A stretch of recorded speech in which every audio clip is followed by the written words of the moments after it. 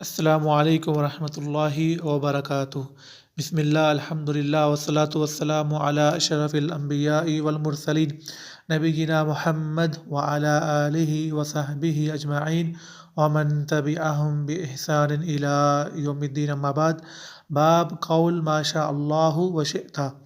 آج کا جو ہمارا بیان ہے وہ یہ واقعہ ہے کہ ایک شخص نے نبی کریم صلی اللہ علیہ وسلم سے کہا ما شاء اللہ وشئت، کہ جو اللہ چاہے اور آپ چاہیں۔ فقال، تو اللہ کے نبی صلی اللہ علیہ وسلم نے اسے کہا اجعلتنی للہ ندا، کیا تم نے مجھے اللہ کے ساتھ شریک کر لیا؟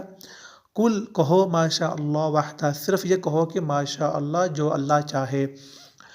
تو یہاں پہ نبی کریم صلی اللہ علیہ وسلم نے اس شخص کو فوراً جو ہے روک دیا جب اس نے یہ کہا کہ جو اللہ چاہے اور آپ چاہیں۔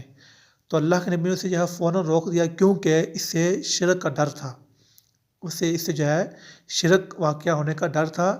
تو اللہ کے نبی نے کہا کہ صرف یہ کہو کہ ما شاء اللہ۔ اور ایسے ہی اللہ کے نبی صلی اللہ علیہ وسلم نے اپنے اصحاب سے کہا تھا کہ لا تقولوا، نہ کہو ما شاء اللہ وشاء فلان، کہ جو اللہ چاہے اور فلاں انسان چاہے، بلکہ کہو ولکن قولوا ما شاء اللہ ثم شاء فلان، کہ جو اللہ چاہے اس کے بعد جو ہے فلاں انسان چاہے۔ اس جہاں کے جو کام ہوتے ہیں، کہا کہ اگر تم نے کہنا تو ایسے کہو کہ جو اللہ چاہے، پھر اس کے بعد جو ہے اگر فلاں انسان نے چاہا، اگر اس کی مرضی ہوئی تو ہم یہ کام کریں گے۔